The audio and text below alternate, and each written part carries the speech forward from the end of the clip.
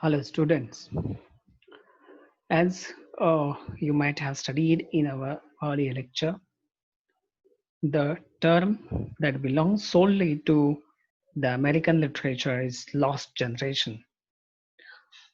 In the same way, during the first semester, of course, there are some of the important topics that needs to be studied beforehand before we directly go into the texts that are prescribed for us. It is one of the opportune multiculturalistic approach, secular approach, democratic setup and approach that we see in the society like American society. Multiculturalism is one of the aspect of that. We have seen the world history. It has never been so easy to describe the American history. The socio-political conditions of the time, the developed civilizations. At the same time, the masses, the rise of globalization, the rise of democratic values, human values, morality, and the mutual respect for the human being are in the backdrop of the modern civilization. All these points that we just say are going to discuss are very much part and parcel of this contemporary history. The world of globalization is changing fast of us. The globalization is taking its toll. At the same time, the growing technological and rational mind has led these say the civilizations to progress in a mutual consent, progress in mutual understanding, and that what we have seen in the recent history. America, as we say, is maturing in in many aspects. We have celebrated the victory of democracy when Barack Obama took an oath of presidentship in front of the White House. The world has seen, never before the world has seen the Negro descendant, the Indian and black man has arisen to the post of president of America, the superpower of the world. America is a modern and developed nation. We are, or the whole world looks at America as one of the developed nation. But it took more than 200 years to come to this majority. The circle of democracy became full when Barack Obama took an oath of presidentship. And that is what, in comparison to the Indian democracy, India has only 80 years. We are in the 80s now. 80 years, roughly said, 80 years of democracy. And it took 200, more than 200 years for America. Of course, the changes are taking place. The good things in the political leadership are taking place. Some of the goodwill leaders, those who are maturing in their leadership qualities, in their political policies, are working in this direction. It certainly takes time. It's a Herculean task to change the entire social setup. It's a kind of a metamorphosis in the social structure, and that we see in uh, happened in American literature, in American society. American literature It definitely deals with, as I told you, in a multicultural way. There are various races, and America is kind of a megalomaniac, big-minded megalomaniac in accepting all these racial differences. America or American civilization welcomed these so-called many races. We have natives, we have Afro Americans, we have Jewish community, we have Chinese community, and lots of Asian communities are residing in America, and that forms as the racial differences. It's a multicultural society. America has done uh, an advanced so-called, say, philosophical base to accept all these racial people or racist people into its land. There are so many things we are going to see in the diaspora term. But in the developed nation or in a civilization like America, we have something stigmatic on the part of America is that of its its inhuman slave narrations, slave narratives, its inhuman slave marketing that has taken place on the surface of the world. By and large, these rituals were there, these traditions were there, but we have very heinous kind of so-called marketing in the American civilization. The Europeans, on the pretext of bringing civilization to the dark region that we see along the equator in Africa, especially, these African people were caught.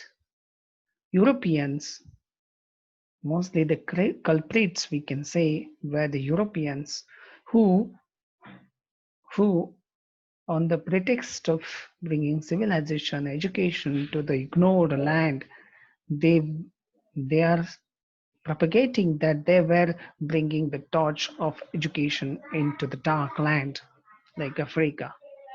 But it is not so. Along with education, these so-called European traders, policymakers, literally robbed Africa of its wealth, its richness, culture, and everything. Therefore, these natives, as black people, as savage people, they regarded them as non human, as they are non whites. They were black people. And this term black is definitely it's a very derogatory term. And as we go along, we see the things that have taken place. These so-called whites got in the 16th and 17th century, 18th century, called these Afro American people, traded them loaded with Afro Americans as slaves with their handcuffs. They were put on a ship and transported across the Pacific Ocean into America. And they were treated just like an animal. Those who are sick, those who are unable to brave the odds of the sea, the changing weather, the seas, uh, they were crossing, and the humid, changing weather. and so-called ailments and illness. These so-called people fell ill, and that is what these American were mercilessly killing, and some of them throwing directly them into the sea water. Those who are liability on food and everything. So these savages were shot and killed when 500 black people were traded and they land on the American port. They were auctioned in the market, and during this auctioning, if there were 100 people, the cost of 500 people were, say, taken in the auction. So the whites were taking these black people to work as a farm laborer, to treat them as slaves, to pull the carts of white people. They won't give these black people enough to eat for. And slowly in 16th and 17th and 18th century, the rise of, say, the black community in America. The descendants वारसाने black लोकांच्या वारसाने अमेरिकेमध्ये जन्माला आलेले इतर black लोक descendants. These descendants and black people become vocal. Some of them tried to learn when some white family member is learning. This black people were learning. They have not given any access to the education, to the writing and anything. But through sitting along, these blackish people try to learn something from the white community. The few educated one tried to become vocal against the inhuman treatment that they have received and fellow brotherhood have received. And all these led to the anger. All these led to the political uprising. The voice for the provoke to instigate the black anger against this injustice, inhuman treatment against them. So they become vocal and vocal. And all these has led to influence the fellow black people to come together under the struggle. And they become vocal. They were treated inhuman, savage, black. They were denigrated in their social strata. They were treated just like an animals. They were auctioned. And when they become a liability, they were shot at. They were killed. Or sometimes auctioned to the some other fellow, say farmers and things. So all these had led to the writings, okay, that we see under the term that we see under the Afro American literature. In in our earlier say lecture, we have discussed these things. Okay, so in whatever term we are going to study, the term is manifested, exemplified, and explained just in just with an example that we are going to study. So when we are going to study the Afro American literature, there are some of the things that we see in the Afro American literature. And all these has led to the things. Let's see how these things are there.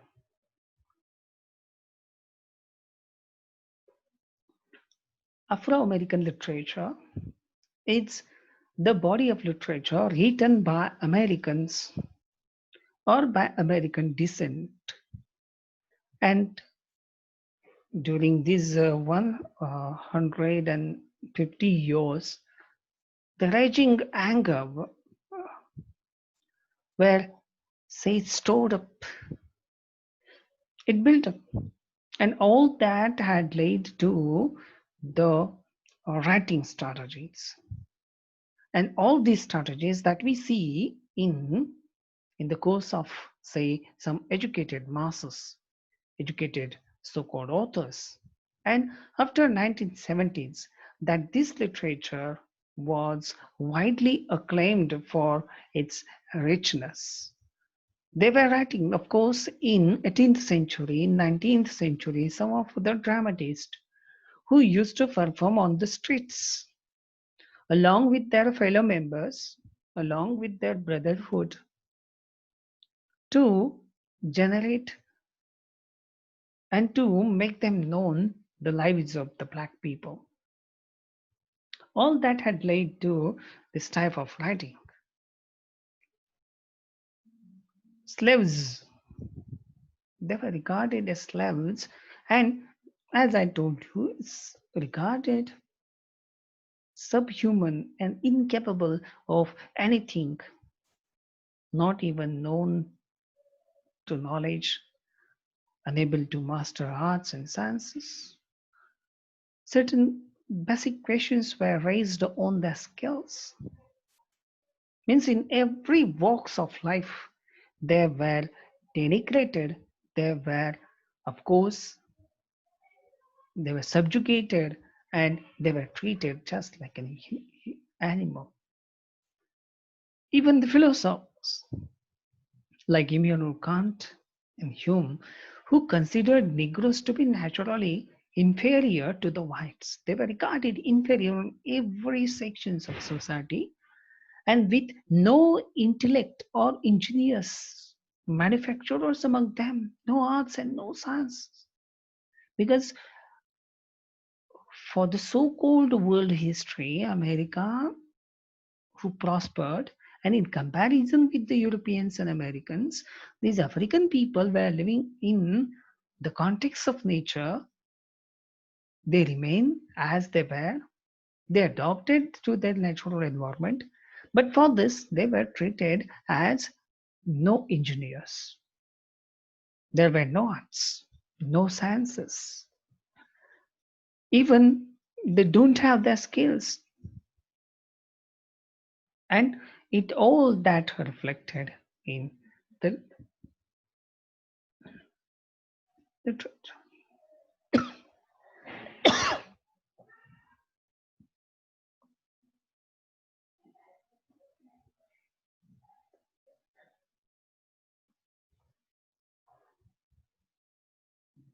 As as we see in the coming history, the education has empowered the black people. They encourage themselves, they encourage the fellow black people brotherhood to go and come up with the education, with learning.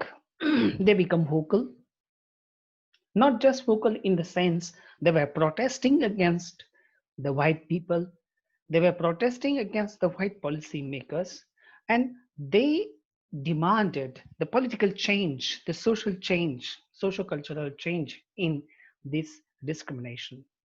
And all that laid in the protest that took place on the American streets in every walk of life, and that has definitely caused the civil war.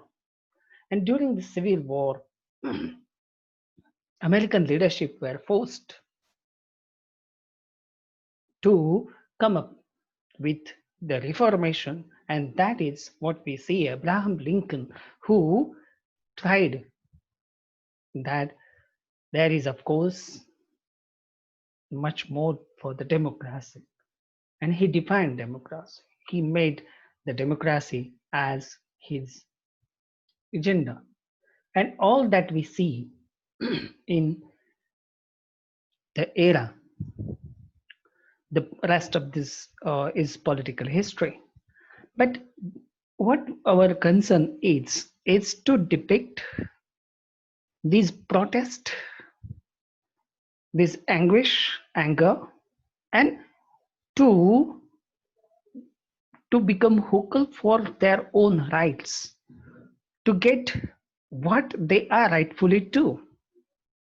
It is the subconscious protest against the whites that we are also a human being with the same two eyes, with the same nose, with same mouth, with same ears, and with all this body physic, where we are different.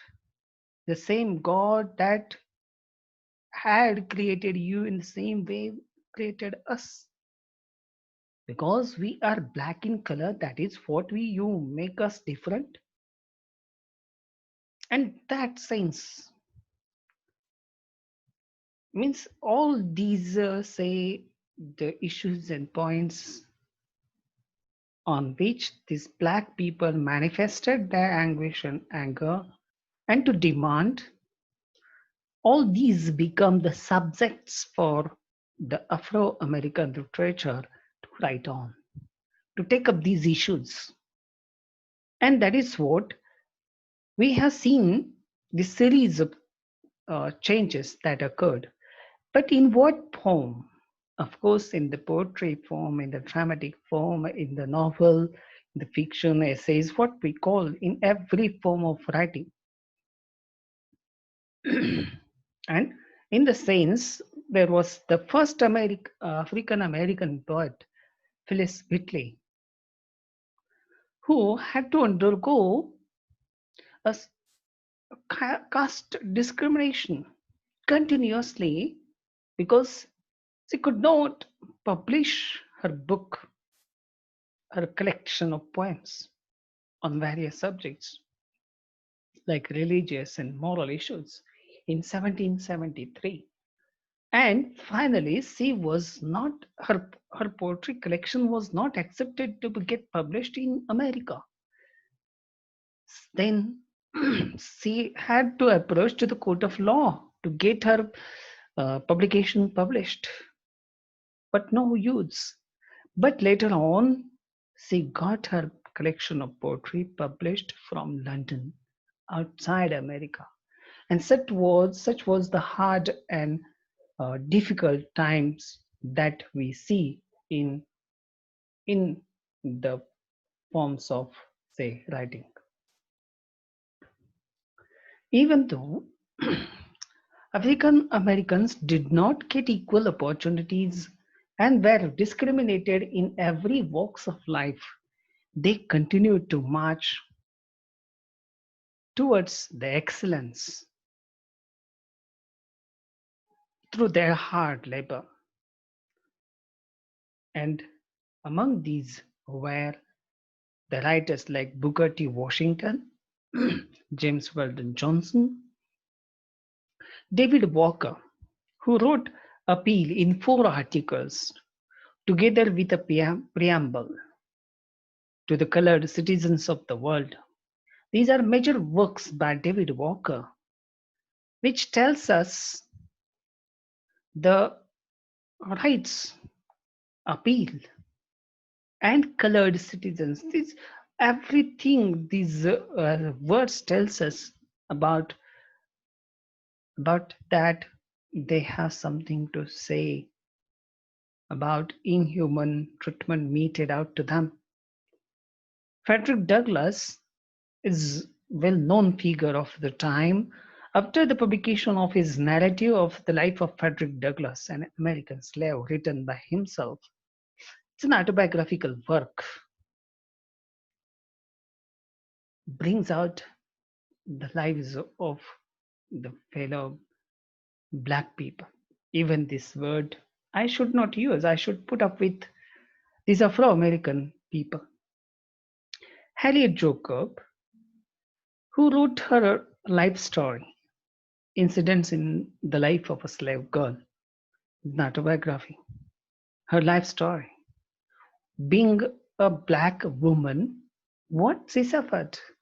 Or her book brings out the same fellow feelings, fellow sufferings, fellow insightful sufferings of all other black women. And that is what Richard writes. Native Son is a very mm, remarkable book in the sense. There were other authors like William Attaway, Chester Himes, who brings us these type of say novels. Zora Neale Hurston's novel Seraphon Suwannee was called as non-Negro novel because it tells the story of white characters. Then, uh, in his Invisible Man, Ralph Ellison also brings us these issues. Man is invisible. All his actions and deeds, noble human being is invisible. And all that brings us to this. We have Charles Johnson, John Edgar Wideman, Alice Walker, Toni Morrison as a remarkable authors from America, from Afro American community. And that is what we make this particular term as an Afro American literature. The story of the protest, the honest say confession to tell the world, to tell the white community who is around them that we are also human being. We are also human being. The same emotions that you have are also to us. The same fellow feelings, same human being, same empathy, same sympathy that arises in your mind are also in us. You have the same head shape. We do have brain everywhere in every safe parts of body and every that makes man individualized are compared with the whites. So why we are treated differently? Why we are subjugated? Why we are discriminated? On what grounds we are discriminated? So it is not just physically, but because our color is a different one, we are also human being. The same thing as look, we are also beautiful. Not you are just beautiful, we are also beautiful. Look at our art, look at our culture, look at our skills. We are also a human being.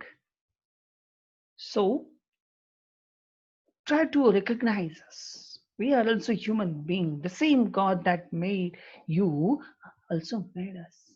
So try. It's an earnest request, earnest protest. It's earnest. Say, shouting loudly to the world that we are equally human being. We are because simply our color is black. We are black people, but we are the same. We are human being that we see, and all that we see in the black literature.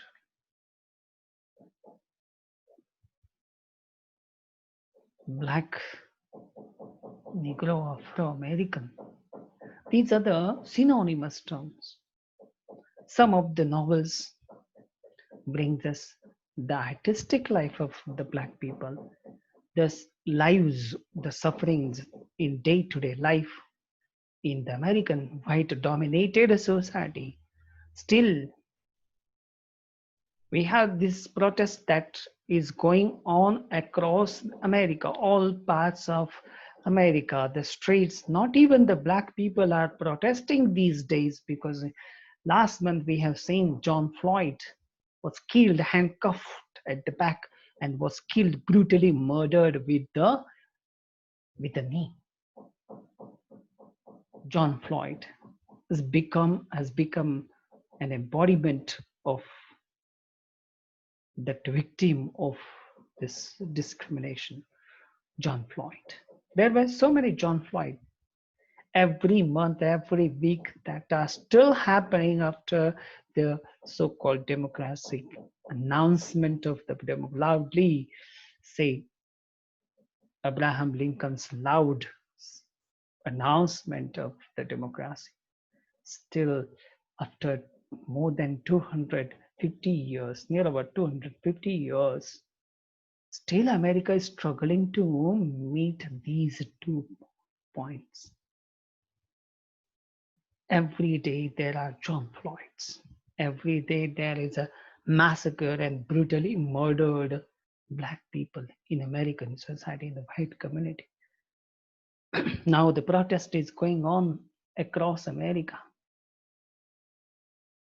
against the white so-called use of machinery, government machinery, police machinery to brutally kill the whites. And all that had reflected in the literature that we see. John Floyd is an embodiment of that. Now, the protest, it's another side of the protest that all those world leaders, all those philosophers who whose so-called statues were established in the chalks, crossroads, gardens, have been removed because their philosophy is no longer valid. Still, in the modern society, they are no longer valid. Their significance is invaluable because these things are still happening. Is the meaning of this removal of these so-called statues. Abraham Lincoln statues was removed. So many philosopher statues were removed. Why? Because they are irrelevant now. Because after teaching the world so many years, propagating their philosophy, spreading out their ideas and thoughts, they are insignificant one. There's idea that their lives are insignificant. Why? Why these things are still happening? It's a question, it's a big question. These black people ask the world. And that is what we see in the lives of the black people. So, in every walk of human life, in the black people becomes the subject and topic for the discussion in the literature. If the story is there, it's told in the story. If the story is more, it took in the form of a novel. If Ted Hughes, so Langston uses his poetry form to express the lives of the black people. And all that happened in the literature that brings us this beautiful form. It stands for the anguish, it stands for their anger, it stands for their protest and demand for the equality. It stands for the celebration of Martin Luther King. It stands for the celebration of Abraham Lincoln. And the only controversy that we see in Abraham Lincoln, who is a propagator and definer of the democracy, himself had more than 35 slaves working in his farmland. It's a controversy. It's arbitrary, whatever. But he definitely proved his worth in defining a democracy and is well known across the world. So all these what the lives that I have just discussed are equally relevant.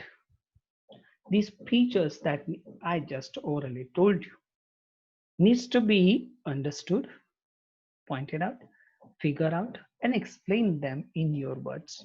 That what we see in the writing, understanding literature. With these words, I end up. See you again next lecture. Thank you.